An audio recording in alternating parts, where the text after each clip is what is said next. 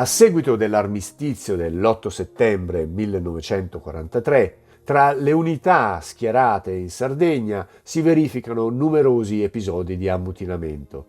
Sono arrestati il colonnello Pietro Tantillo, vicecomandante della divisione e comandante del raggruppamento di manovra, ed il tenente colonnello Ademaro Invrea, comandante del raggruppamento di Marrubio.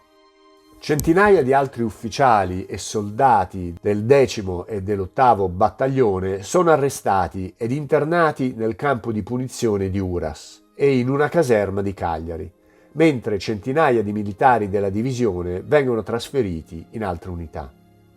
Il comandante della divisione, il generale Ercole Ronco, viene destituito e sostituito dal generale Giorgio Morigi, già comandante della 183esima divisione paracadutisti Ciclone.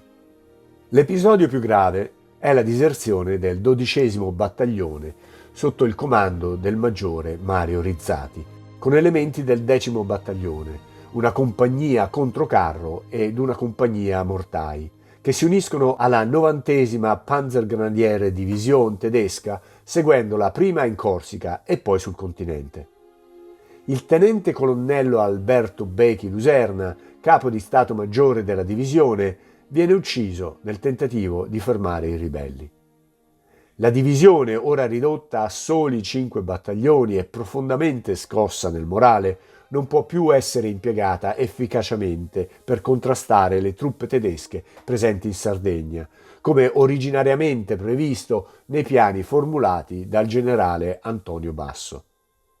Anche tra le unità del 185° reggimento della divisione schierato in Calabria si verificano gravi disordini e sbandamenti, e la maggior parte del 3° battaglione, comandato dal capitano Sala, si unisce alle forze tedesche nella zona, ripiegando verso la Campania con la 29esima Panzergrenadiere Division.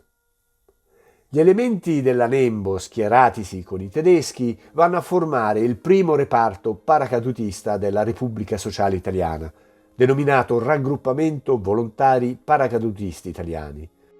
Raggiunto il migliaio di uomini di organico e ridenominato Raggruppamento Paracadutisti Nembo, il reparto è posto alle dipendenze operative della seconda Fallschirmjäger Division del generale Ramke, per confluire infine nei reparti paracadutisti dell'Aeronautica Nazionale Repubblicana della Repubblica Sociale Italiana. Questi uomini si scontreranno con gli anglo-americani a Lanciano, Ortona, Orsogna e nel giugno del 1944 saranno schierati sulle coste laziali in funzione antisbarco da Anzio fino a Castel di Decima, alle porte di Roma.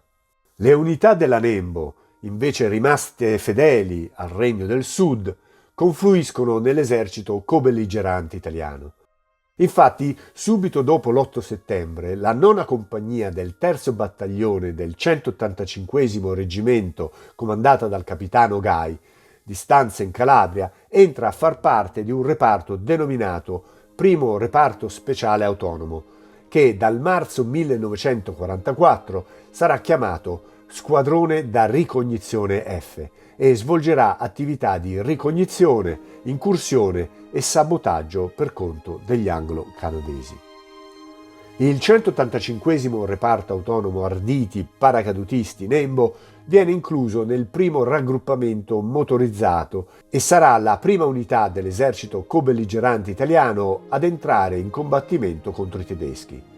Si comporterà brillantemente, ad esempio, nei combattimenti di Monte Marrone nel marzo del 1944 e a Filottrano nel luglio 1944, solo per citare i nomi delle battaglie più note. Nell'aprile 1944, la parte della 184esima divisione paracadutisti Nembo rimasta in Sardegna, col comandante generale Giorgio Morigi e il capo di Stato Maggiore tenente colonnello Giuseppe Izzo, rientra nel continente e viene inviata in zona di operazioni sulla linea Gustav, prendendo poi parte alle azioni di guerra a Chieti e nella zona anconetana maceratese.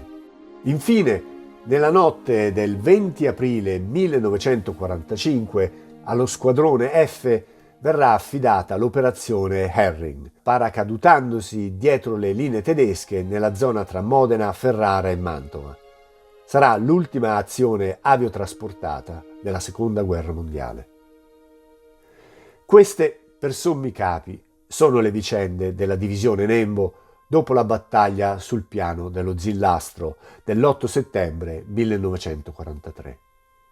A celebrare il sacrificio dell'8° battaglione del 185° Reggimento di Fanteria Paracadutisti della Divisione Nembo ha provveduto nel 1951 l'amministrazione comunale di Oppido Mamertina, che fece collocare una croce metallica sul luogo della battaglia.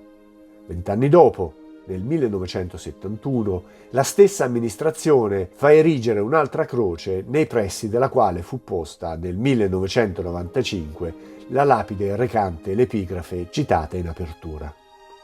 Ciò nonostante, e sebbene si svolga ogni anno una cerimonia in ricordo dei paracadutisti caduti, la battaglia di Piano dello Zillastro rimane una delle meno conosciute tra quelle svoltesi in Italia durante la Seconda Guerra Mondiale. Evidentemente perché è fonte di imbarazzo per le istituzioni del dopoguerra e la sua storiografia, che faticò non poco per cercare di dare un senso a vicende che senso ne hanno poco.